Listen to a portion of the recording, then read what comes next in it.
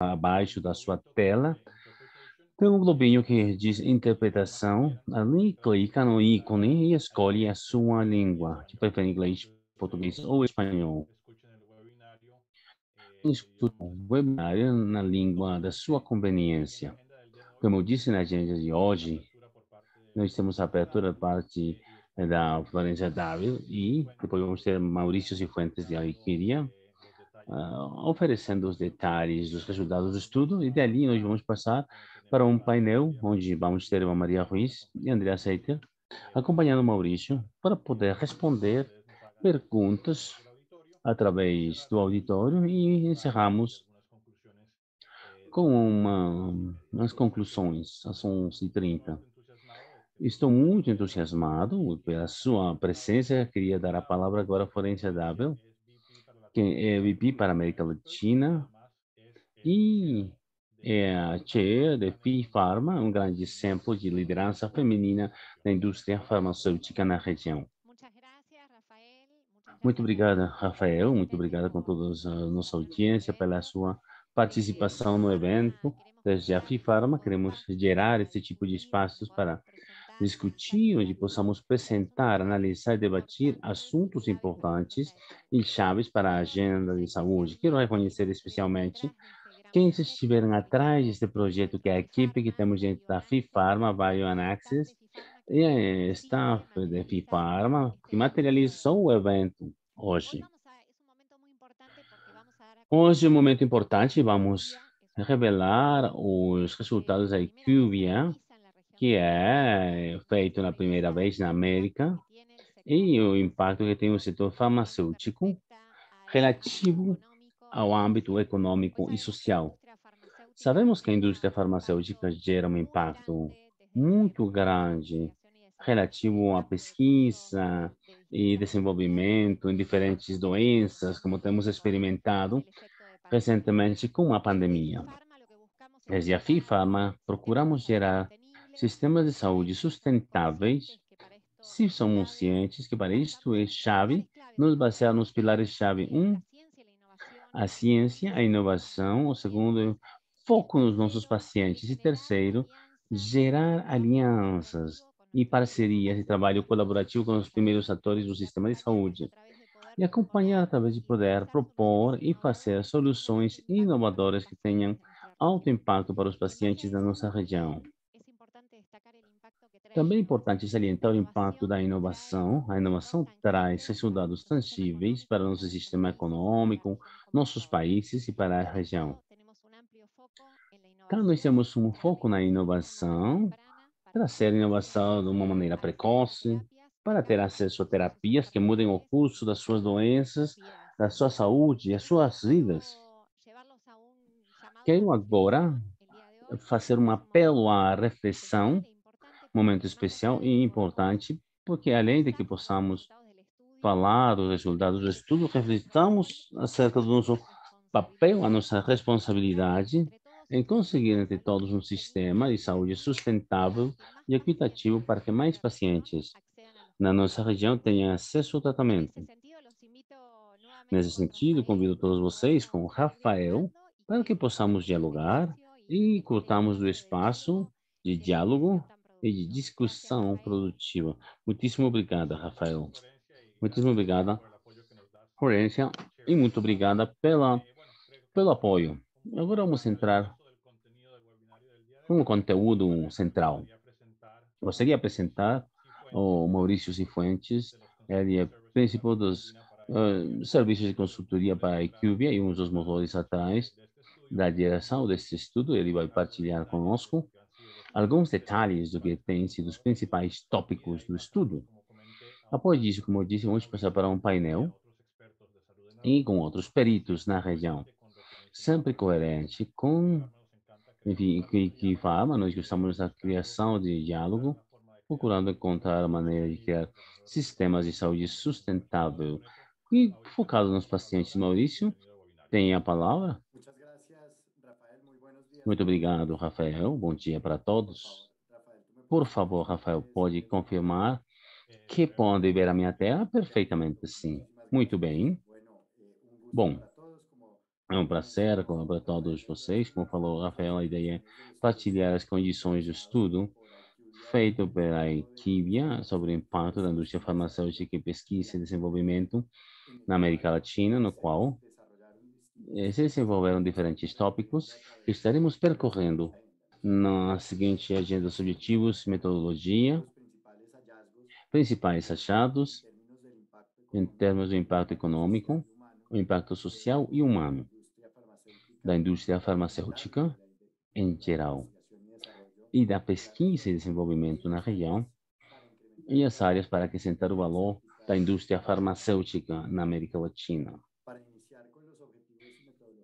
Para começar com os objetivos e metodologia do estudo, em primeiro lugar, o objetivo a busca é fornecer uma perspectiva integral do impacto da indústria farmacêutica na América Latina, através de três dimensões, principalmente o valor econômicos, relativo à contribuição à atividade econômica, como os principais indicadores econômicos do impacto da indústria para um país. O valor social, esse componente muito importante em termos dos benefícios dos medicamentos inovadores na região, para pacientes, quanto os sistemas de saúde e a sociedade em geral. Finalmente, o valor humano, em termos dos benefícios dos medicamentos inovadores, desde a perspectiva do paciente. Em função desta análise, diferentes componentes, a identificação das áreas prioritárias para potenciar o valor dos medicamentos da América Latina, a partir desses impactos nos países considerados com prioridades para nós: Argentina, Brasil, Chile, Colômbia, o Equador, México, Panamá e o Peru. Nesses países, a partir de informação disponível em termos de estatística de cada um país, das comissões econômicas, especialmente da informação do impacto da indústria farmacêutica, fizemos a análise dessas três dimensões. Para fazer o estudo, em termos da metodologia, utilizaram-se fontes de pesquisa secundária, entrevistas a executivos da indústria e entrevistas a pacientes. Então, dentro da pesquisa, com fontes secundárias da informação, nós levamos em conta estatísticas publicadas pelos departamentos de estatística de cada um dos países, publicações especializadas de organismos multilaterais como a Banca Mundial e estudos disponíveis prévios da IQVIA e fontes internas de informação da nossa companhia. Adicionalmente, dentro das entrevistas aos executivos da indústria, entrevistaram-se 12 executivos de companhias farmacêuticas da indústria de pesquisa e desenvolvimento, nas quais abordaram-se tópicos como investimento na pesquisa e desenvolvimento, são nas áreas-chave da indústria, e assuntos como capital humano, programas com apoio ao paciente, iniciativas de sustentabilidade das companhias na região, e isto ao redor desta conversação e dos insumos de informação fornecidos desses dois executivos para entender a dinâmica da indústria farmacêutica, para entender as características da sua operação na região. Também fizemos umas entrevistas aos pacientes com duas patologias, câncer de seno e artrite reumatoide, que são patologias de alta prevalência na região. São patologias que permitem ilustrar muito bem qual a experiência dos pacientes a respeito da sua reação perante os sintomas, o diagnóstico da doença e perante a alternativa oferecida de um tratamento inovador, considerando as expectativas de qualidade e um dos elementos-chave em termos desse impacto social e humano da indústria farmacêutica. A partir dessa informação, a análise inclui a contribuição dos medicamentos inovadores na indústria, na qualidade de vida das pessoas, dos diferentes países também, a avaliação das dinâmicas que exigem uma resposta diferente e fatores como o aumento da expectativa de vida, envelhecimento da população e crescimento da prevalência de doenças crônicas de alto custo, a maior densidade de população nos centros urbanos. Esta é uma característica da América Latina.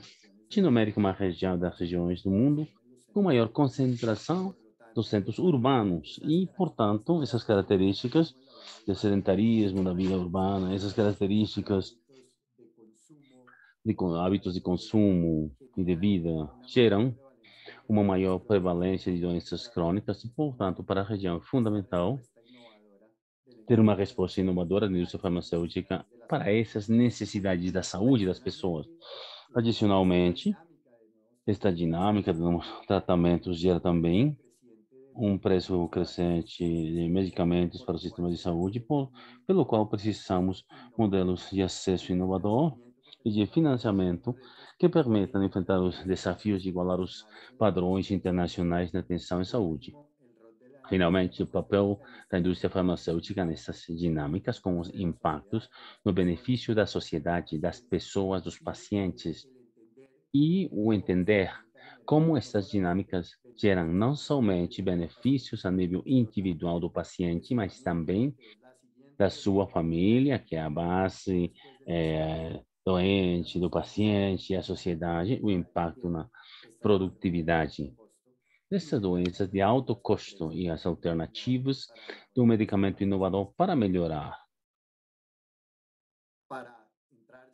Para entrar já no conteúdo e as conclusões do estudo, do inquérito, ou partilhar com vocês os achados em termos de impacto econômico, ao analisarmos o impacto econômico, utilizamos dois indicadores. De um lado são o valor agregado bruto da indústria, grosso da economia, como podemos ver medido em seu impacto direto, mas além disso, o impacto indireto gera a indústria ao redor dos bens e serviços de que requer a indústria de outras indústrias. No caso da indústria farmacêutica, os fornecedores de insumos, os elementos de logística, todos os insumos para o empaquetamento, embalagem dos medicamentos e, em geral, toda a dinâmica econômica criada ao redor da indústria. O impacto indireto, o impacto entendido como a despesa e o consumo dos empregados dessa indústria, no impacto direto da economia, da indústria farmacêutica para a economia, temos 21 bilhões de dólares no caso da América Latina, como no caso do impacto indireto induzido desses 6 milhões de dólares adicionais, o que acrescenta chega a mais ou menos 37 bilhões de dólares de impacto da indústria nos países da América Latina. Isto significa que por cada dólar da indústria farmacêutica se produzem 75 cêntimos adicionais na indústria latino-americana. De outro lado, o impacto do emprego em nossos países, claro, é muito relevante em termos da qualidade de vida das pessoas. No caso da indústria farmacêutica na América Latina, se gera mais de 252 mil empregos diretos. E por cada emprego direto da indústria, geram-se 1,65 empregos adicionais. Ou seja, se geram em outras indústrias 417 mil empregos, um pouco mais, para um total de impacto da indústria farmacêutica na América Latina, em termos de emprego, de perto de 670 mil empregos. Em termos de fazer uma comparação da distribuição da indústria farmacêutica relativa às outras, selecionaram-se várias indústrias de manufatura e inovação. No caso de telecomunicações, a indústria tem muita inovação, especialmente nos anos recentes. Todos temos visto os impactos, acho, com todos os assuntos da virtualidade, que têm acelerado significativamente os impactos de inovação nas nossas vidas. Duas indústrias de consumo, que são um dos motores-chave de produto interno bruto dos países, como as bebidas e os vestidos, e dentro do quadro dessas indústrias, e a sua contribuição ao valor agregado bruto e ao emprego, a contribuição da indústria farmacêutica. No caso da indústria farmacêutica,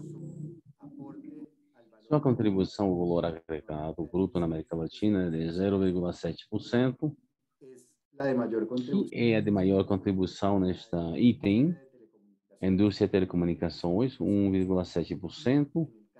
No caso da contribuição ao emprego é vestido, a que tem uma maior contribuição com 1,6%. De contribuição ao emprego, aumentos que, por enquanto, a farmacêutica contribui 0,2% de total de emprego na região. Como podíamos ver no slide anterior, não é a indústria farmacêutica a que tem maior contribuição em termos de valor agregado bruto na economia. Também não em termos de emprego, mas há um tópico importante a salientar.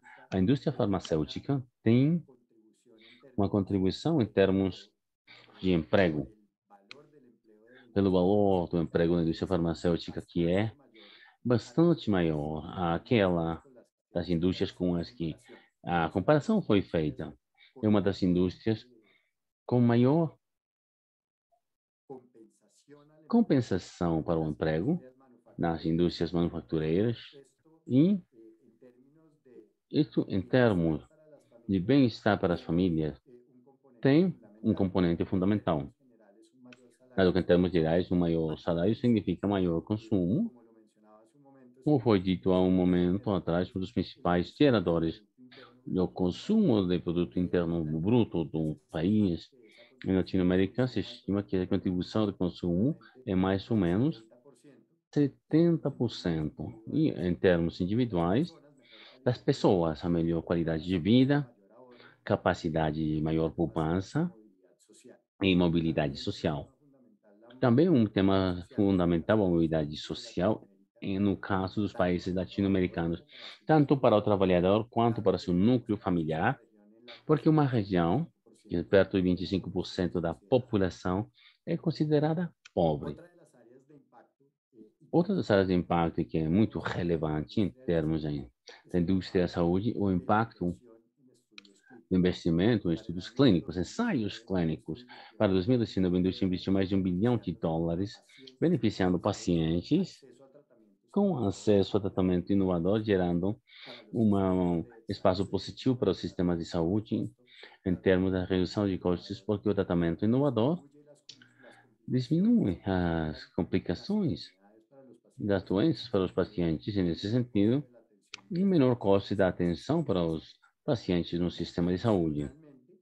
Adicionalmente, os estudos clínicos têm um impacto econômico também, dado que ao redor dos mesmos há uma quantidade de profissionais empregados na realização e capacidades como infraestrutura para o desenvolvimento de estudos clínicos. Também toda a rede hospitalar, de laboratórios, etc., que fazem parte da indústria ao redor desses estudos. Também temos feito na América Latina mais de 7.000 estudos clínicos, sendo esta a maior proporção de estudos clínicos feitos pela indústria de pesquisa e desenvolvimento na região. E, para o ano específico de 2019, foram feitos mais de 600 estudos clínicos. Também é muito importante o investimento estrangeiro na indústria, esta em termos especialmente da capacidade de produção, o qual é intensivo e que tem um impacto positivo no emprego, a geração de conhecimento, o fortalecimento da cadeia de fornecimento de medicamentos, que podemos ver durante a pandemia, é um assunto-chave para responder especialmente situações de emergência como a que foi apresentada por causa da Covid-19. Transferência de tecnologia também é importante para o desenvolvimento dos países. Entre 2017 e 2019, nós temos ao redor de US$ 95 milhões em 15 plantas de produção na região, como também outras soluções tecnológicas em países como nós podemos ver no exemplo, México, a Colômbia, o Brasil, a Argentina. Agora, em termos do impacto social e humano, é uma das áreas de maior relevância.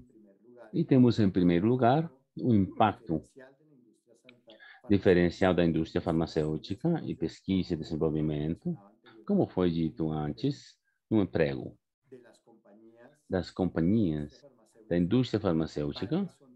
Muitas são reconhecidas por Open Priors Institute Best Place to Work com os melhores empregadores a nível global e na América Latina. E esse reconhecimento é devido primordialmente ao compromisso da indústria com os Objetivos de Desenvolvimento Sustentável das Nações Unidas. É um dos assuntos que nós podemos ver com os executivos que entrevistamos, o que eles nos contaram, o que fazem em termos de responsabilidade social e corporativa e em matéria de sustentabilidade, o que partilharam em termos dos benefícios para seus empregados. Adicionalmente, estas políticas estão com os padrões de bem-estar da Organização da Saúde e as políticas relacionadas com a inclusão, que também tem a ver com, são muito importantes para a América Latina. Em termos dos benefícios que nós observamos, há uma quantidade grande de benefícios, porém, nós gostaríamos de salientar aqueles que estão alinhados com os Objetivos de Sustentabilidade e Desenvolvimento das Nações Unidas e os padrões da Organização Mundial para a Saúde.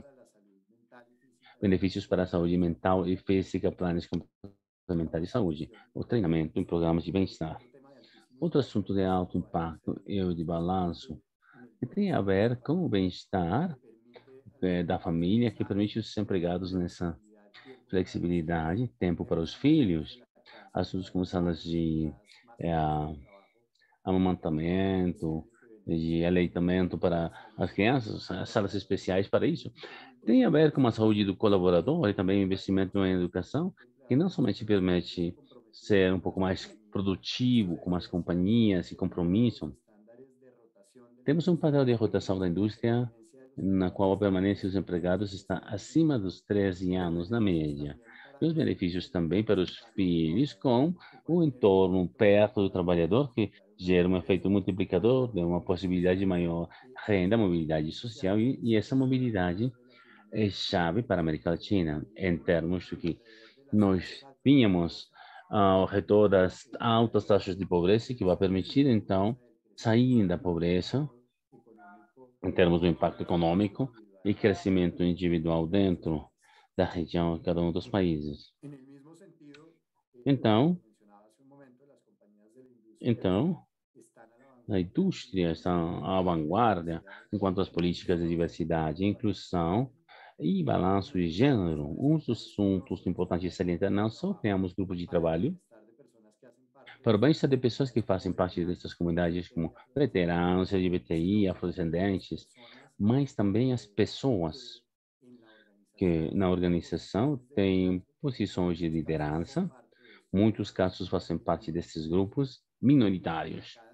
E cada vez mais com maior força, é, balanço de gênero, os programas de liderança para os. É, então, e também igualdade na contratação, esse é o último ponto. Então, com o maior é, resultado, com uma média de 57%, com maior tempo de permanência no mercado laboral, trabalhista. Então, investimento em sustentabilidade corporativa, como foi dito, então, das Nações Unidas. Por programas de promoção, prevenção e saúde, fazendo uso das capacidades e possibilidades da indústria, alinhando com as metas em saúde e bem-estar, com os objetivos de desenvolvimento sustentável e sustentabilidade empresarial da Organização Mundial da Saúde, com programas de sustentabilidade e impacto ambiental, incluindo iniciativas para a redução da poluição, para diminuir o impacto da operação e da indústria em assuntos medioambientais, grupos e comunidades é, donativos, como é o caso da pandemia por causa do Covid-19. Vemos que durante a pandemia temos mais de 50 milhões de dólares para a sua atenção e apoio às comunidades, não só através das contribuições diretas, mas também através da motivação e oferecer plataformas aos empregados para que possam fazer donações voluntárias às comunidades, nesse sentido de pertenência e solidariedade. A continuação, agora, uma das áreas de maior impacto da indústria farmacêutica, em termos do impacto da qualidade de vida, graças ao tratamento com medicamentos inovadores para este propósito, selecionaram-se para estudo duas patologias de alto impacto em termos de qualidade de vida para as pessoas, em termos de prevalência e em termos de custos para o sistema de saúde. Em primeiro lugar, a artrite reumatoide, que mais ou menos 6 milhões de pessoas têm a doença na América Latina. E o câncer de seno, que causa mais de 100 mil mortes por ano. Essas duas patologias têm uma contribuição importante na indústria farmacêutica, como também muitas outras, com inovações que têm evoluído nos últimos anos, melhorando a expectativa, a supervivência e a qualidade de vida dos pacientes e a sua produtividade. Isso melhora, parece no caso da artrite reumatoide, na menor severidade dos sintomas, medida como a taxa ACR-V, os estudos que têm demonstrados uma menor dor nos pacientes, inflamação com a doença. No caso, e as duas doenças, maior tempo para partilhar com os seres queridos e aumento na produtividade, melhorando a possibilidade que as pessoas voltem a seus trabalhos, às suas atividades econômicas e produtivas. E no caso do câncer de seno, 75% das áreas livres de eventos nos tratamentos combinados, 70% versus 56% com tratamento convencional. Esses benefícios, como eu disse, não só têm um impacto na vida, na experiência e as sensações dos pacientes, mas também, como eu disse há alguns minutos atrás, das suas famílias e os seus cuidadores. Então, bem, são grupos principalmente impactados pelas doenças que padecem os seus seres queridos. Adicionalmente, são os programas de pacientes que apoiam a consecução dos resultados esperados, isto através do segmento da administração certa da dose apropriada, fortalecendo a aderência dos pacientes ao tratamento, que se traduz na efetividade para os pacientes, melhores resultados em termos dos indicadores de qualidade de vida e também contribui na redução de despesas para os sistemas de saúde. Finalmente, para fechar esse capítulo, o estudo explora o impacto das vacinas na qualidade de vida, em primeiro lugar, digamos, a prevenção de mais de 6 milhões de mortes ao ano, é um impacto gigantesco na diminuição de falecimentos de crianças e adultos e a poupança de milhões de milhões de dólares em tratamento de doenças de alta complexidade. Mas, além disso, uma coisa que todos nós levamos em conta por causa da pandemia, é o impacto que temos experimentado em retorno à atividade econômica, à vida do dia a dia, escolaridade presencial, que tem impacto no desenvolvimento das nossas crianças. Acelerar a dinâmica da recuperação econômica, especialmente em nossos países que têm sido afetados em termos de pobreza, de equidade, em termos de impacto de gênero, que são assuntos que já vínhamos trabalhando nas indicadores da região e que a vacinação dá a possibilidade à América Latina de voltar ao rumo, ao caminho certo. E, finalmente, no nosso último capítulo, as áreas para acrescentar o valor da indústria farmacêutica. Este é um processo de desenvolvimento, ainda podemos ver que temos grandes oportunidades para melhora, com investimento em pesquisa e desenvolvimento, na qual, como nós podemos visto ao longo da apresentação, é chave para acrescentar o valor agregado. E precisa investimentos como pesquisa clínica, transformação digital e a integração com a academia. O acesso aos serviços de saúde, particulando esforços com setores público e privado. É importante também, como foi dito antes, desenvolver modelos inovadores de financiamento que deem acesso à indústria, ao sistema de saúde basados na cobertura universal de medicamentos, fortalecer a regulação, a regulamentação também, que permite que sejam ágeis para ter metodologias precisas para avaliação de tecnologias em saúde, como a criação de campanhas para ter os benefícios destas tecnologias inovadoras. A colaboração internacional na pandemia tem sido evidente também, de uma maneira importante, a relevância da colaboração internacional para o acesso para melhorar a saúde, para fortalecer as capacidades dos países, em termos de pesquisa e outra área, fortalecimento com as vantagens, o acesso para os pacientes, para facilitar o corte e simplificar, então, especialmente a atenção, o diagnóstico da doença e o consequente e a redução de custos para o sistema de saúde e que sugere em termos de facilidade de atenção para os pacientes, em descongestão dos centros de saúde, por exemplo. Um ponto importante também é o fortalecimento da cooperação com as associações de pacientes, continuar criando consciência acerca da importância da prevenção, com investimento em desenvolvimento de dispositivos de diagnóstico precoce, com um grande impacto que tem o diagnóstico precoce, com as expectativas, como também com o sistema de saúde. Finalmente, dizer que, como temos dito, já são muitas as áreas nas quais a indústria em geral, farmacêutica de pesquisa e desenvolvimento tem impactos positivos na economia e qualidade de vida das pessoas. E a importância de continuar construindo e fortalecendo as áreas que vão permitir à indústria continuar evoluindo, investindo, impactando o valor para todas as pessoas.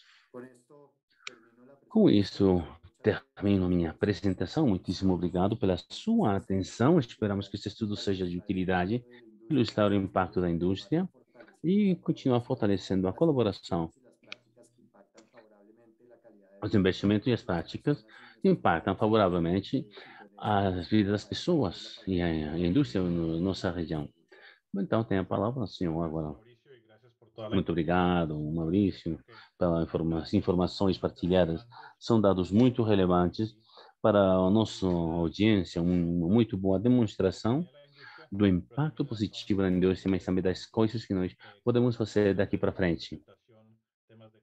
Apresentação, assuntos de colaboração de pacientes. Hoje nós podemos trazer a perícia das pessoas que estão conosco como panelistas. Acho que nós vamos ter para entrar em detalhe o que apresentou durante a apresentação. Hoje eu gostaria de apresentar, então, os painelistas que vão nos acompanhar no painel hoje. Antes de apresentar eles, simplesmente só lembrar um pouco as regras. Vamos tentar responder primeiro as perguntas. A maneira de fazer as perguntas é através do chat, da função do chat dentro do Zoom. E bom, além de muito bem, Maurício, que vai continuar acompanhando durante o painel, vamos também ter Eva Maria Ruiz, que é a fundadora e diretora de IAPA.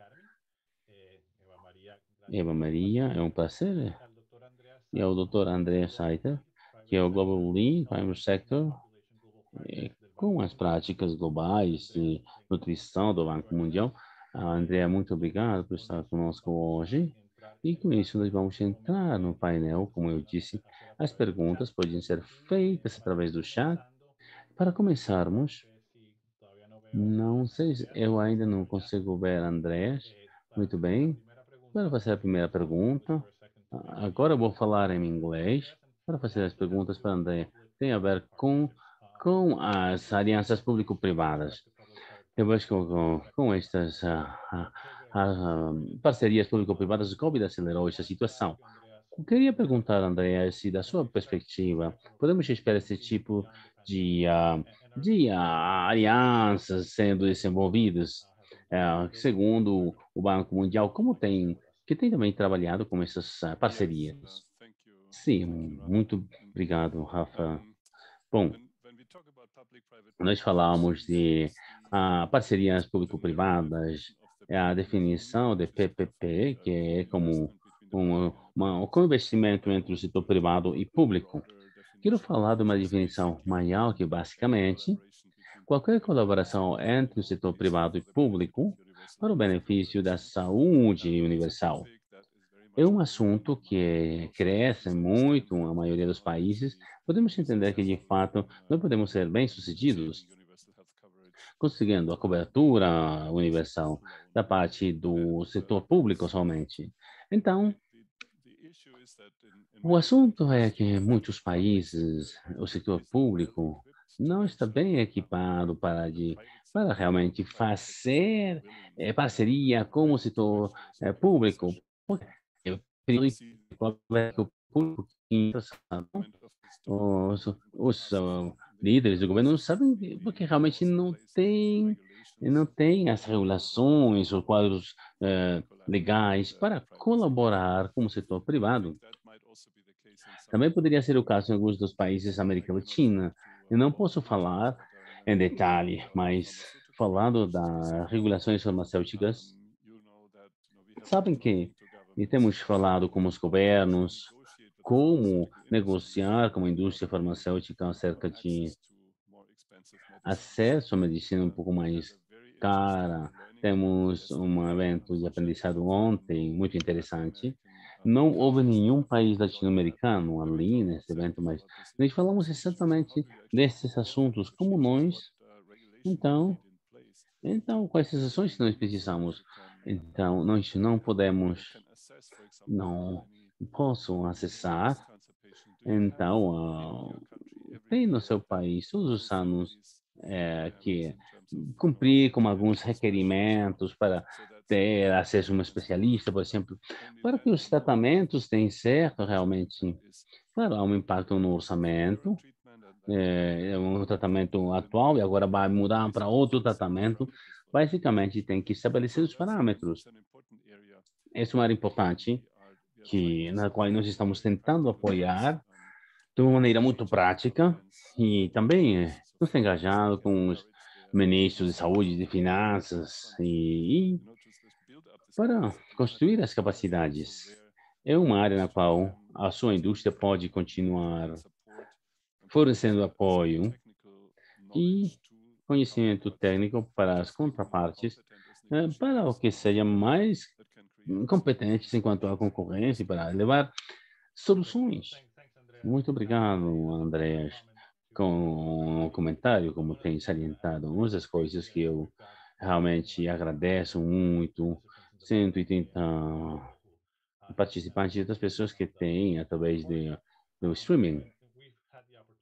Temos tido a oportunidade de trabalhar com Andreas em parcerias com o Banco Mundial. E uma das coisas que eu dei de conta é que, tipicamente, temos umas melhores práticas, tipicamente, mas as pessoas simplesmente estão como uma maneira paralisados, porque tem um assunto muito sofisticado. A realidade é que, de fato, nós temos diferentes mecanismos para ajudar as pessoas que não são tão sofisticadas em termos da sua capacidade de interagirem com o setor privado. Claro, porque não é tão intensivo em termos administrativos. Podemos também começar a construir um momento, um impulso de ganha-ganha. E temos muitos recursos. André, essa equipe que eu acho que tem feito um trabalho muito interessante em levar os diferentes governos, o passo a passo, para ter essas parcerias público-privadas. Agora vou falar um pouco, vou para o espanhol. Eva Maria, é um prazer ver a senhora também. Também há 2 semanas atrás também trabalhei de perto com as comunidades de pacientes na América Latina. Gostaria de escutar, desde o seu ponto de vista, qual o impacto que tem visto na comunidade relativo à inovação das empresas na região. Bom, a primeira coisa que nós podemos ver, falando só da pandemia, primeiro queria agradecer, Rafael, a toda a sua equipe em Cúbia por ter feito este Zoom da importância e a participação, especialmente da indústria, em diferentes ações na promoção para impulsionar a economia, como nós podemos construir boas sinergias para trabalhar juntos. Temos visto, e acho que é importante também salientar esse ponto no sentido de como temos conseguido trabalhar junto com vocês, como os atores do governo. e com os pacientes para encontrar soluções neste momento de crise tão complexo.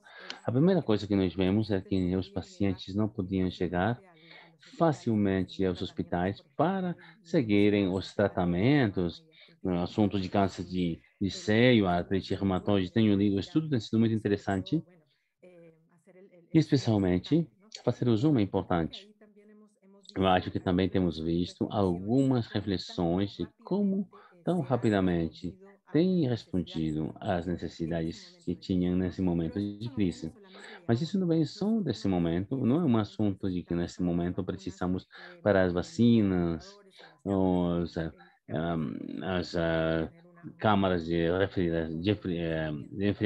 esfriamento, ou também os tipos de geladeiras especiais, não, medicamentos. Respondemos também ajudando os profissionais da saúde, oferecendo informação certa, que também é muito importante. Tínhamos um problema muito sério que era a falta de informação, desinformação. Também a ciência, especialmente vocês que tinham a informação de primeira mão, ajudaram a que a população pudesse se sentir um pouco mais acompanhada. Todos estamos em crise nesse momento, né? Também temos visto eh, uma coisa que realmente ontem houvesse os programas de apoio que a indústria tem para manter ou entender melhor as doenças crônicas, especialmente com os pacientes, e ter a aderência a tratamentos a contribuir à melhora do manejo da doença e ser um pouco mais barata para os sistemas de saúde. Nunca consideramos isso, não reconhecemos dessa maneira, mas também há um trabalho atrás desses programas de apoio que faz com que os pacientes possam entender e ser mais baratos para o sistema. Outra coisa importante é o assunto de vacinas. Temos visto isso e a pandemia tem sido o melhor laboratório para ver o assunto da inovação, a rapidez com a qual tem respondido perante estas e as soluções propostas no mundo inteiro, não só para a região, mas também é, o trabalho seu em, em pesquisa e desenvolvimento, não só na indústria, mas tem sido o governo, a academia e especialmente os pacientes para poder fazer com que as coisas e as respostas e os desfechos deem certo. Uma solução a este grande problema que temos experimentado todos. Temos tido uma super imagem em um zoom muito interessante para ver a importância não só da geração de emprego, da geração de uma economia alternativa, ou também graças a todo o que se movimenta a indústria farmacêutica. Temos tido a possibilidade de educar a população em geral em como vamos fazer a pesquisa. Ali nós precisamos também salientar as boas coisas que nós temos, posso ver desde a perspectiva dos pacientes. Eu trabalho para fortalecer as suas capacidades. Então, eu gosto que eles entendam que há oportunidades oferecidas especialmente quando fazemos pesquisa clínica. Nossa região é uma das regiões onde é muito difícil fazer esse tipo de procedimentos ou processos. Porém, é possível. Então, temos oportunidades para os pacientes para poder atingir a inovação e poder ter melhor qualidade de vida e entender também que há doenças crônicas que podem ser menos complexas ou complicadas graças às novas terapias que estamos experimentando. Para mim, há muitas coisas que precisamos valorizar, que precisamos continuar a aprender, e algumas que ainda estamos no processo de aprendizado, é como colaborar corretamente. Todos juntos temos aprendido que nossa colaboração é importante. Todos os atores e todas essas patas da mesa são importantes para sustentá-la. Temos muita mais flexibilidade e abertura de oportunidade para podermos continuar olhando a possibilidade de continuar construindo e melhorando a saúde da região, que não só é importante para os tomadores de decisões nos governos. É importante para todos nós, porque se nós temos um entorno sadio, onde poder viver muito mais felizes e com boa qualidade de vida. e, claro, o desenvolvimento dentro dos nossos países. Perfecto, muchas gracias a María y Muito información obrigado, muy, Ana muy Marinha. interesante, muy É um importante, prazer. pero creo que es el tema de Como la você colaboración salienta o y assunto da en colaboração, definitiva, tem a ver também com o la misión que treinamento. tienen ustedes en A Latinoamérica missão que es vocês têm na América Latina coherente con la é, idea de que todos los é actores en el ver sector salud que estén os atores no setor realmente saúde tengan fiquem tengan presentes, mas que sí, tenham também capacitación para que su voz o treinamento pueda para ser que sua escuchada de voz forma possa ser correcta. escutada de maneira Esto lo hemos certa. visto durante la pandemia Temos visto isso con las durante a colaboraciones pandemia, com a que equipe de constantemente hemos colaboração. recibido. Andreas, Que a senhora falou, Andreas que a Andrea que nos comentou imagino que nos também, cuente un é um poco momento que cómo se han precisamos aproveitar. comprobado A ciência tem resultados que demonstrado, se pueden verdadeiramente nós marcar podemos una diferencia marcar uma para la diferença innovación y el desarrollo perante inovação e trabajando desenvolvimento e en também conjunto trabalhando con esa mejora de resultados colaborativamente para los com pacientes. resultados para os Andreas, pacientes. I see you've raised your hand. Andreas, o senhor levantou a mão. Sim, eu fiz, claro. Não sei se há alguma pergunta, não posso ver perguntas, então eu vou fazer uma pergunta eu mesmo, então, para a equipe Arqueoria. Então,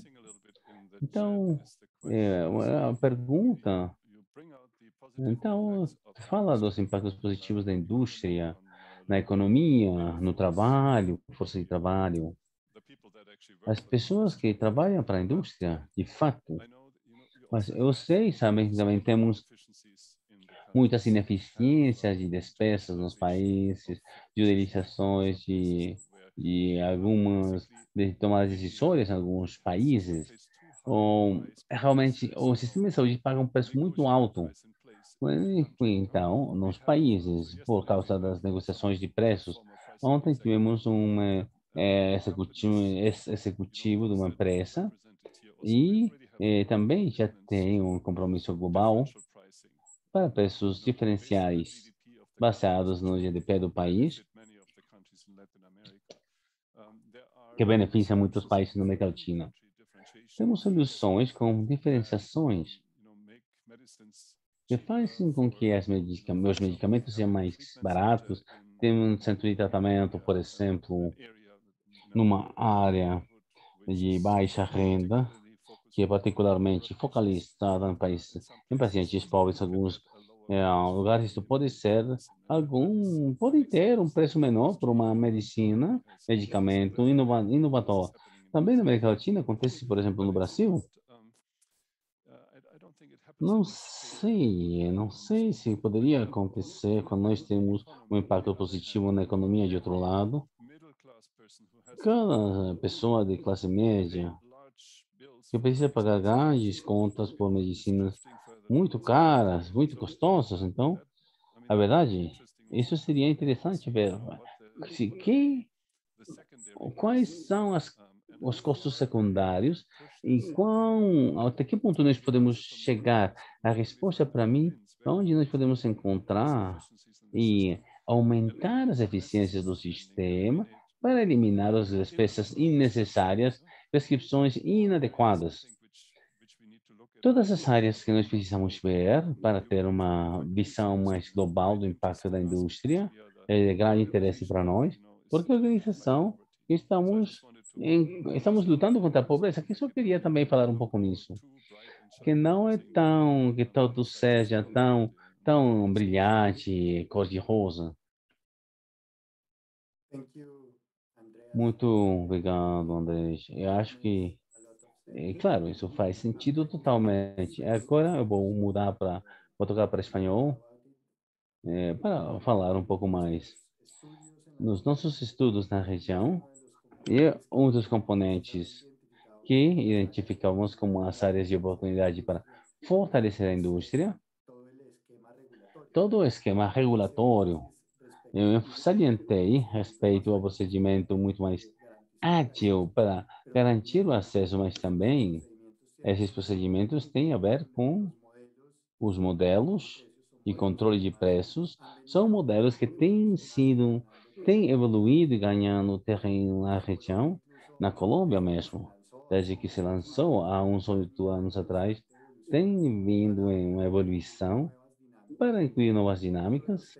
Outro dos assuntos importantes nos quais temos avançado, nos quais temos também trabalhado na região, é nos modelos de saúde baseados no valor para reconhecer os impactos não somente que tem o medicamento em termos do custo para o sistema de saúde, mas como vínhamos nas conclusões do estudo, na produtividade e a qualidade de vida, que no final acaba balançando os custos e para o sistema de saúde, pelos medicamentos, seria também um grande desafio de criar sistemas inovadores e modelos inovadores de financiamento.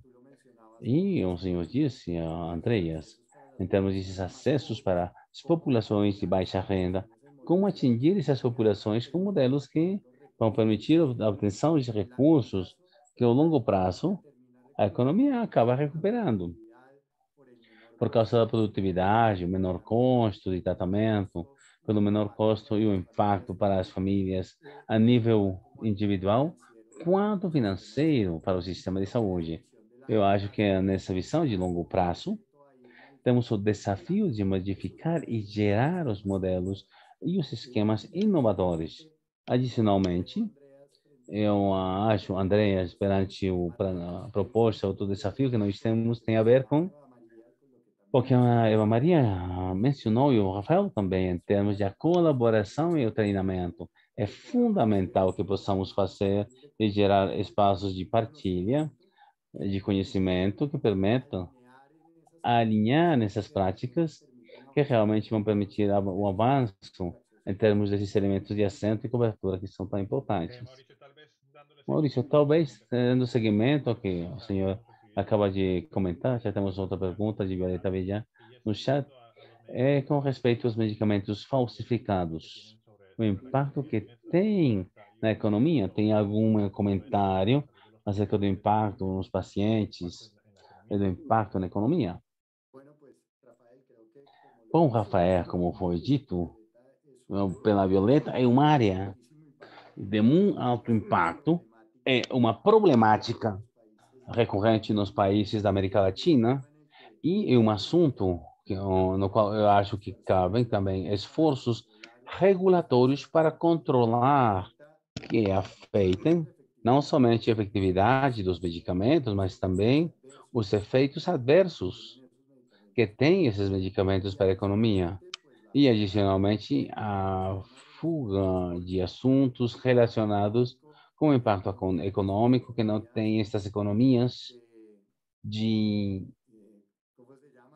como se diz, da ilegalidade, que não geram taxas, não geram impostos, todas essas regulações ao redor do sistema de saúde que escapam a todos os controles para assegurar a qualidade do medicamento e do impacto positivo nas pessoas. Acho que essa é uma das áreas de alta relevância em termos de controle e esforço regulatório. Concordo totalmente. O assunto da farmacovigilância é chave. Eva Maria tem a palavra. Se eu tinha um comentário relativo aos medicamentos falsos e o grande problema que nós temos na região, além dos medicamentos falsificados, temos medicamentos que são subpadrão, não cumprem com os padrões, é outro problema que nós temos, porque as nossas regulações e nossas revisões e as práticas de manufatura não são revisadas de forma certa. Nos nossos países, infelizmente, não temos essa alta vigilância que permite precisamente a credibilidade dos medicamentos e que muitas pessoas não acreditam nos medicamentos genéricos, por exemplo, por quê? Porque temos medicamentos subestandard e se acrescenta a despesa das bolsas dos usuários, porque eles não acreditam. Então, ali nós temos um trabalho grande para desenvolver e uma colaboração, mais uma vez, e levar educação, treinamento. Precisamos imitar as coisas boas de países de alta vigilância, onde não tem circulação de medicamentos subpadrão, substandard. Então, não temos nenhuma preocupação quando nos dão o produto A, o B ou C. Concordo totalmente com você. É uma das coisas nas quais nós, em conjunto, estamos trabalhando com as associações de pacientes, da indústria e cursos com as instituições multilaterais para manter os altos padrões de regulamentação. No final de dia, só queremos ter bons desfechos, que não necessariamente vão ser obtidos com medicamentos falsificados. Já temos mais perguntas através do chat. Posso ver uma que é para a Andrés, está em inglês, e vem de Héctor Castro. E a pergunta é: o que o senhor acha que seria o papel do banco nos próximos anos para construir capacidades com dados reais enquanto às regulamentações? Sim, eu não necessariamente que o banco vai estar realmente ali engajado, mas temos pelo menos algum nível de programas de trabalho atualmente em alguns compromissos, em alguns países onde nós temos, já começamos com o governo e as regulamentadoras para identificar as áreas que já são, que há espaço para a construção de capacidades. Esta é uma área que está muito mais a partir regulatória. Acho que se a demanda está lá, eu diria que a nossa equipe estaria interessada em tomar essa parte. Estamos fazendo o trabalho regulatório, mas em outros continentes, construindo capacidades.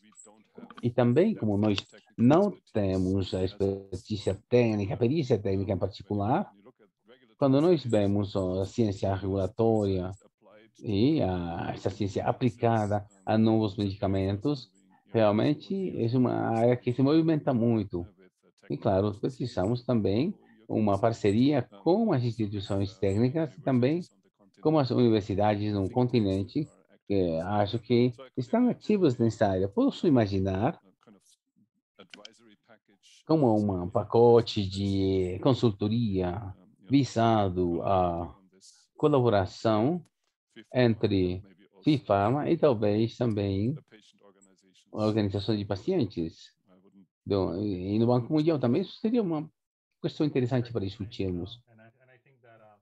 Muito obrigado. Eu acho que isso agora vamos voltar agora para uma coisa que eu mencionei no começo, é a sofisticação da distância, e como nós podemos destinar, alocar os recursos com evidência, com, com as partes interessadas também que estão ali engajadas no processo e trabalhar de uma maneira que seja mais efetiva. Eu acho. Mais uma pergunta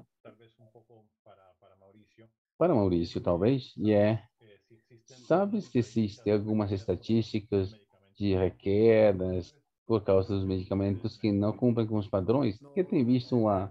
Na verdade, estava vendo a pergunta e, a verdade, não lembro nesse momento que nós tivéssemos de ter alguma estatística nesse sentido.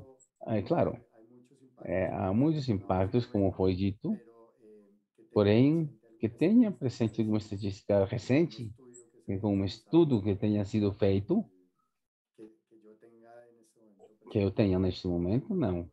Não lembro ainda. Nós temos visto, como eu disse, no começo, desde o ponto de vista da farmacovigilância, uma das coisas que acontece é que talvez precisa mais um detalhe técnico do auditório, mas é importante falar nisso. Então, temos medicamentos que são falsificados subpadrões. Muitas vezes, as autoridades regulatórias não têm condições de fazer seguimento. Então, eles procuram as caixas farmacêuticas que não tem nada a ver com o medicamento falsificado, mas podem dar esse seguimento porque tem sistema de controle com os pacientes. Então, acabam, de uma maneira voluntária, corrigindo algumas das dos maus desfechos, como resultado das falsificações de medicamentos subpadrão. Acaba sendo uma situação interessante e um pouco incômoda quando, claro, é o produto certo, tentando corrigir o que acontece no país, uma comunidade, porque não tem sido utilizado o medicamento certo, a Maria. Você tem visto exemplos disso antigamente. Sim, de fato, nossos sistemas de vigilância, de farmacovigilância nos países, não todos estão muito bem implementados. Infelizmente, não há suficiente infraestrutura ou pessoal que possa fazer o segmento correspondente, que possa responder a tempo aos processos, suas falhas que podem ser encontradas. Leva muito tempo, demora muito, não são utilizados de maneira certa. Então, precisamos, então, aquele que tem o produto original, em alguns casos, a indústria, para fazer o seu próprio processo de farmacovigilância. Então, o que sim tínhamos tentado trabalhar é isso, tentar melhorar a capacidade que tinham os governos para terem sistemas de farmacovigilância bem implementados e que isso nos ajude a garantir a qualidade de todos os produtos que possamos ter e ter um bom seguimento e traçabilidade. Nosso sistema não está interconectado, é muito difícil que qualquer das cadeias finais, que teria de ser o processo de farmacovigilância, se conecte.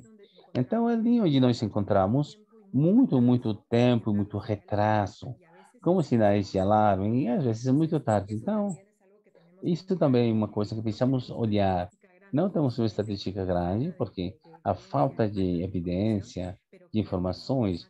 Então, acho que é um tópico que precisamos trabalhar daqui para frente para continuar educando, especialmente colocando isso como um problema importante, com um assunto regulatório e um assunto que tem a ver com as decisões do governo. Agora eu vou dar a palavra a Andrés. Um segundo comentário eu queria fazer quanto à farmacovigilância, quando falamos da utilização de recursos nos entes reguladores. Há muitas atividades dentro de um país, países menores, onde o orçamento é menor, podem utilizar e alavancar. Nós temos, por exemplo, nós promovemos muito o conceito de, de reliance, ter os padrões internacionais, como, por exemplo, a Anvisa, ou poderia ser US Food and Drug Administration, ou também e redirecionar os recursos em lugar de duplicar os softwares que já estão sendo desenvolvidos. E esses podem ser utilizados para assuntos que são de muito nível local, a parte da farmacovigilância também. Andrés, o senhor tem a palavra. Sim, eu queria também falar um pouco acerca desse assunto de medicamentos falsificados. Houve uma pergunta na parte de perguntas e respostas. Como pode uma pessoa identificar a medicina falsa? A resposta não é fácil. Às vezes, tem um tipo de às vezes está na embalagem, pode ver a qualidade da medicina, não é boa, basicamente não é, não tem uma boa aparência como uma embalagem é certa, mas, mas também eu acho que a solução é, bom, a Eva Maria falou da traçabilidade, isso aí, isso é que nós esperamos que possamos promover nos próximos anos, tendo basicamente cinco a Big Pharma nesta reunião, essa é uma associação. Aqui nós podemos também procurar padrões de segmento e standardização. Por que está fazendo isso, acho? Estamos desenvolvendo um grupo para a vacina 29 e temos um sistema de traçabilidade efetivo para o futuro. É uma coisa também que podemos construir com a medicina também. Se estiverem interessados em conectar, vai ser um investimento muito longo, precisa muito trabalho dos produtos, ou pelo menos algum tipo de não reconhecíveis mediante o código de barras. Então, se nós temos uma cadeia de fornecimento na qual o paciente confia, faz parte desse sistema e tem o produto que tem ali na gaveta, é aquele que realmente estão promovendo e que tem as características. Não compre na rua, vá nesse lugar, certificado que é muito melhor. Essa é a minha resposta. Claro, faz sentido totalmente.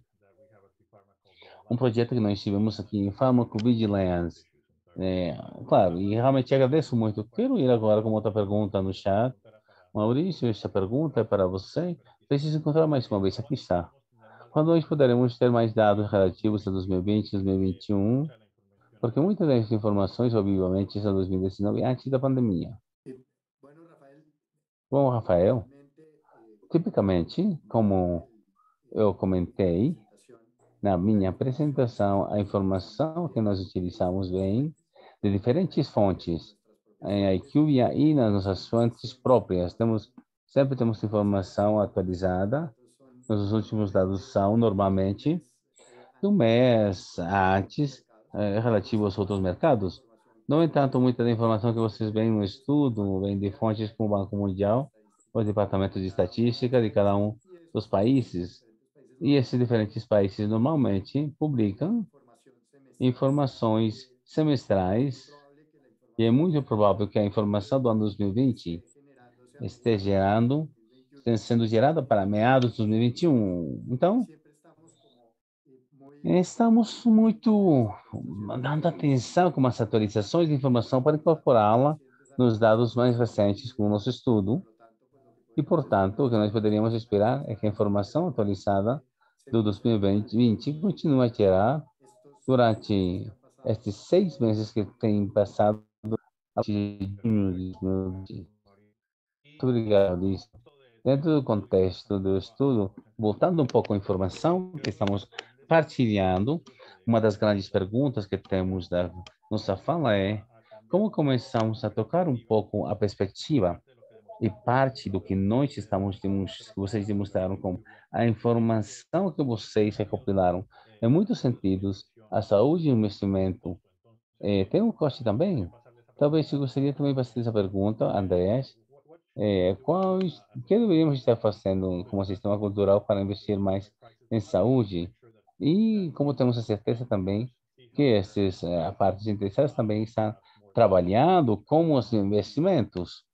Ou seja, bom, claro, precisamos mostrar os dados, isso é importante, isso trata a avaliação da tecnologia também. Ou seja, quando eu vejo desde a perspectiva do Ministério de Finanças, a nossa principal contraparte nos governos, eles querem investir em infraestrutura aqui nos Estados Unidos esses dias, né? Então construir rodovias, pontes, isso vai aumentar a infraestrutura, vai gerar emprego, então é melhor para o mercado. Claro, há coisas que concorrem entre si para investir. Então, precisamos posicionar a saúde e essa parte de investimento de saúde que não são rodovias. Então, por exemplo, as vacinas, não realmente o custo-benefício da vacina é muito alto.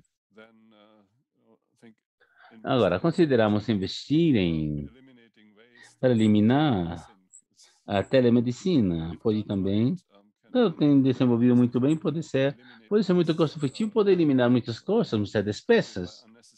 E também poupa e não precisa viajar também, melhora a qualidade por conectar com uma parte mais competente do sistema de saúde. Eu acho que nesse contexto, essa é uma discussão que precisamos ter. Muito obrigado, sim. Isso me leva para uma das perguntas que está aqui no chat, da parte da Rosa Henrique, que eu faço para o Maurício e a Maria, Eva Maria. André está falando de telemedicina. Rosa pergunta, ela gostaria de conhecer o cálculo de investimento para reduzir a brecha atual em tecnologia, treinamento, etc., como também o impacto positivo da redução de custos, cobertura e qualidade de atenção ao utilizar a telemedicina. Comentário da sua parte?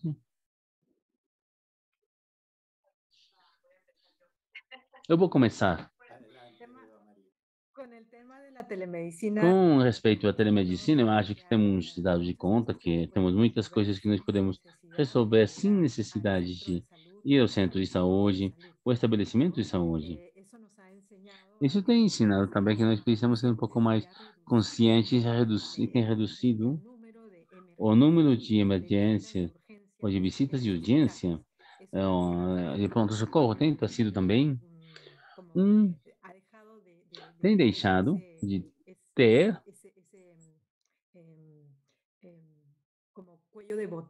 esse tipo de gargalho como emergências innecessárias por causa de falta de informação e educação.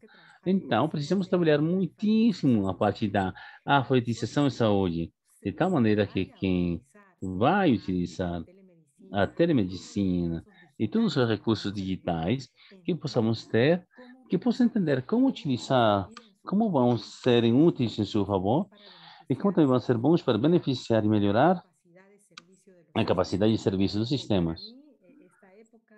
Para mim, esta época na qual nós começamos a utilizar os telefones inteligentes, e os pacientes também começam a ter essas consultas que nisso não confiava muito. Então, isso tem ensinado muito, mas temos ainda a brecha da qual fala a brecha digital, a pessoa que fez a pergunta, claro, é a brecha tecnológica que nós precisamos atingir.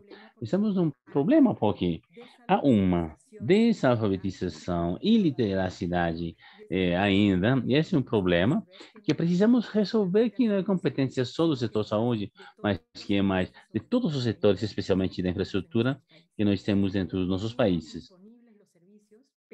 Tínhamos os serviços, mas a população não podia ter acesso a eles.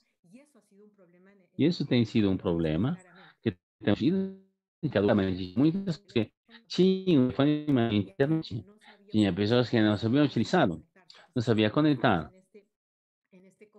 Então, eles estamos nesse ano, a compreensão, esse novo pulo, temos avançado muito, mas, mais uma vez, precisamos investir mais nesses assuntos, educar mais um pouco a população e os usuários, e a quem se estão fornecendo serviços de saúde, para utilizar essas novas tecnologias e novos serviços e adaptá-los às populações nas quais vão ser entregues. Infelizmente, estamos utilizando serviços utilizados em alguns países da mesma maneira e em nossos países que têm que adaptar a cultura, a linguagem, a idiosincrásia e, claro, determinantes sociais que vão ser. Estes serviços vão reduzir muito o colapso dos sistemas de saúde e ajudem as pessoas a não precisar se movimentar, viajar e atingir, como disse o Rafael, melhores peritos e Andrés também, melhores expertos e pessoas que estejam muito melhor treinadas para dar resposta aos seus problemas de saúde. Mauricio. Maurício, muito obrigado, Eva Maria Rafael.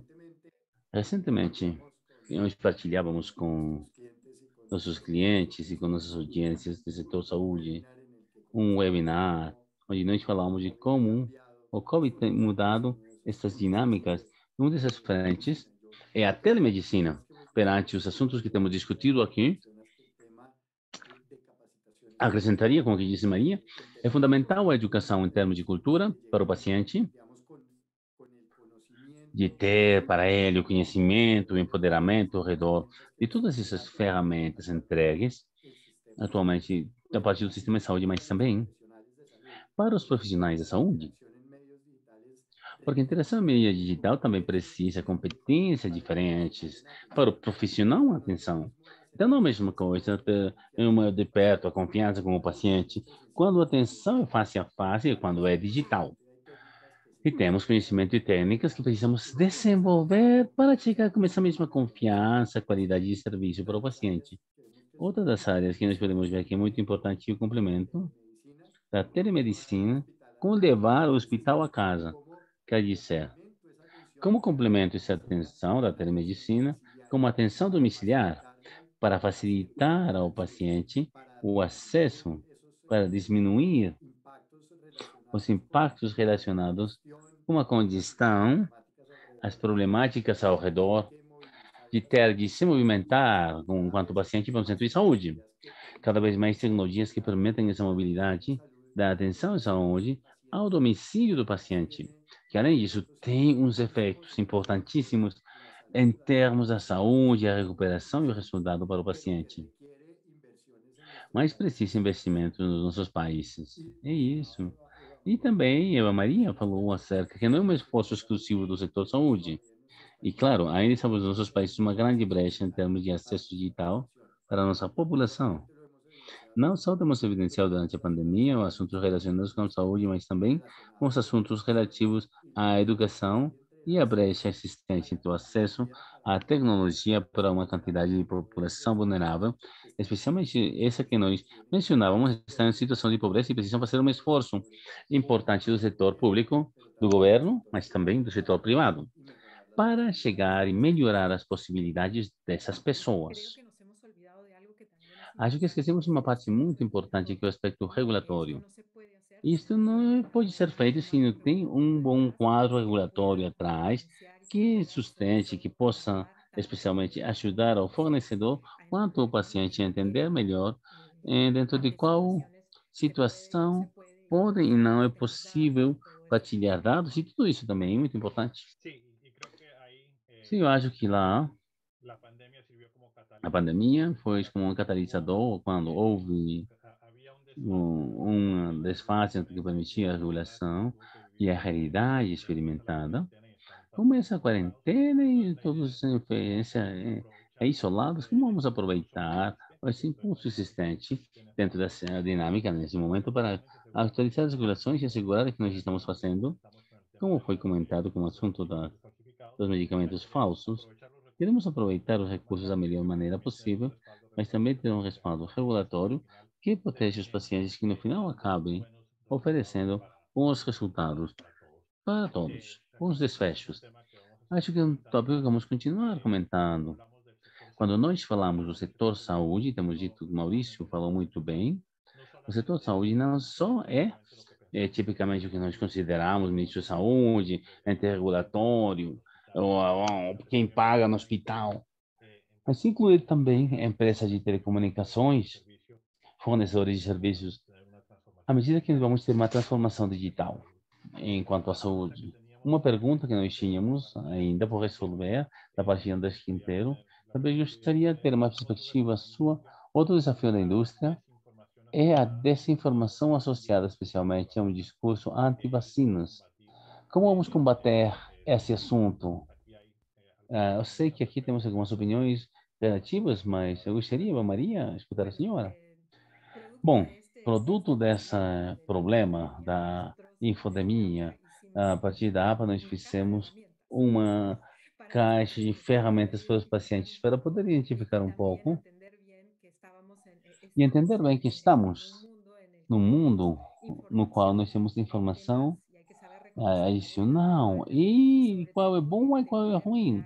Entendermos que há muito coisa acontecendo, isso não precisa ser tomado especialmente por assunto das vacinas. Em assunto das vacinas, temos tido uma quantidade impressionante de desinformação e, infelizmente, ainda continuamos com esse problema e há uma porcentagem da população muito alta, mesmo em países onde há muito bom nível educacional, que eles não têm a confiança suficiente para se vacinarem.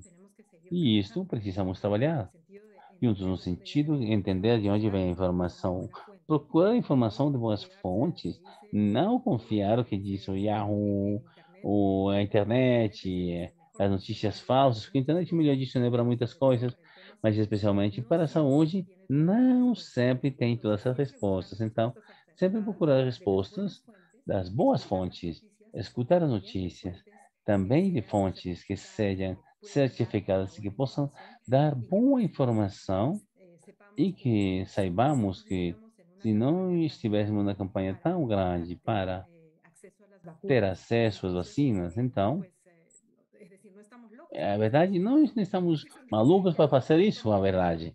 Precisamos entender isso. Não pode ser que nesse país, eu falo aqui nos Estados Unidos, que nós temos um impulso que todo mundo vai se vacinar. Infelizmente, em nossos países não temos disponibilidade suficiente de vacinas, e nós não podemos nos vacinar todos, porque ainda temos esses gaps, essas brechas. Ali precisamos educar a população, a que escute suas autoridades e que as autoridades também ofereçam a informação baseada na ciência, na evidência, e não baseado no que popularmente escutamos ali na mídia social, que pode causar problemas para populações inteiras. Perfeito, André. Tem alguma opinião, algo mais para acrescentar? Sim, a verdade, não muito convencional. Claro, as coisas convencionais são muito óbvias, mas todos estamos aqui como um pouco aderidos à televisão. Nós temos um, um talk show que pessoas vão ali e falam e tem uma audiência muito alta, mas também precisa encontrar as os noticiários que realmente estão, realmente que sejam neutrais. Sim. Também veria que trabalhem com o Rumor do Dia e também que vocês exponham isso aí na televisão, pessoas diferentes que discutam e demistifiquem esse problema e clarifiquem a situação. Ah, temos este rumor lá, então, claro, só utilizar algumas pessoas com sentido comum, não precisa levar todos os científicos lá, mas que não seja tão pesado, demasiado científico, não. Entendo que pessoas, claro, caem, que acreditam nos rumores, e difícil acreditar nas autoridades, não estão fazendo um bom, mas o governo, até certo ponto, estão nas mãos de interesses privados de grupos com alto dinheiro, então, se não tem muitas, se estão pessoas ali, tem uma razão para não confiar tudo o que vem das autoridades, necessariamente. Então, a falta de confiança na racionalidade, os rumores que estão ali ao redor, isso é importante esclarecer. Doutor Maurício, tem algum comentário? Rafael estava pensando que, assim como em outras áreas de divulgação e campanhas, é, podemos ver um desafio importante para os governos, para a indústria farmacêutica e para as associações, para serem mais agressivos nessa chegada ao público. Nas campanhas de prevenção, temos visto dinâmicas muito maiores, muito mais fortes. Por exemplo, na combinação de álcool e dirigir campanhas muito fortes em termos, por exemplo, do tabaquismo aqui, em prevenção, com o impacto que tem com a evidência existente, há espaço para sermos mais agressivos, procurar campanhas de comunicação que contradigam essa informação falsa que está ali circulando. Como disse a Eva Maria, é um assunto crítico. Temos espaço para ter o desafio e ser muito mais agressivos para chegar com mensagens claras, certos, contundentes para a população. Concordo totalmente. Acho que nós temos como participante hoje um bom amigo Álvaro Maldonado, que é da IFE, que é a associação, né, no Equador, e ele disse exatamente o que o Maurício fala. É um compromisso total da parte de todos os atores relevantes não só da indústria, mas também no mundo político, no mundo dos empresários, que conseguiram acrescentar ah, as cifras muito mais significativas da porcentagem da população vacinada, porque tinha o compromisso de todos se juntar, se reunir, isso que indica André, faz sentido não somente assegurar que a conversação esteja sendo desenvolvida com aqueles que concordam, mas também com aqueles que não concordam.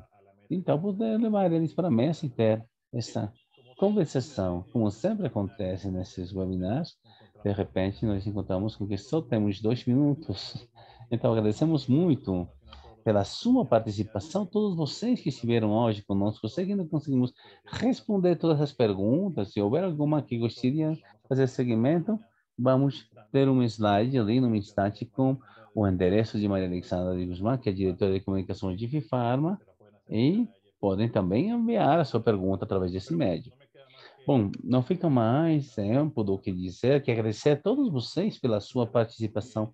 É muito importante indicar que esta gravação vai estar disponível no seu canal de YouTube nas 3 línguas, como podem ver em espanhol, em inglês, Fifarma também vai estar disponível com as apresentações partilhar os dias de hoje com os detalhes de estudo completo, as biografias e os aspectos importantes da IQVIA. E, bom, muitíssimo obrigado com todos vocês pela participação. Um cumprimento especial para a Florência Daves, que é nossa diretora, nossa parceira, e Maurício, Eva, André, muito obrigado pela sua participação no painel. Temos partilhado informação muito interessante e claro, dou agora a palavra. Então, desde a minha parte, quero agradecer os painelistas, o painel de luxo. Muito obrigado, Maurício, pela presença da IQVIA. Quero salientar a equipe de Access Innovation por gerar essa iniciativa de grande valor para todos os que conformamos a indústria farmacêutica e a saúde. Então, muitíssimo obrigado com todos vocês, como disse o Rafael, essa informação está disponível e para toda a população, para discutirmos em futuras oportunidades. Muito obrigado. Muito obrigado. Com isso, nós terminamos o webinário e continuamos em contato, em diálogo e em negociação em prol do sistema de saúde sustentável. E também queria agradecer a todos vocês. Muitíssimo obrigado. Muitíssimo obrigado. Até logo. Até mais.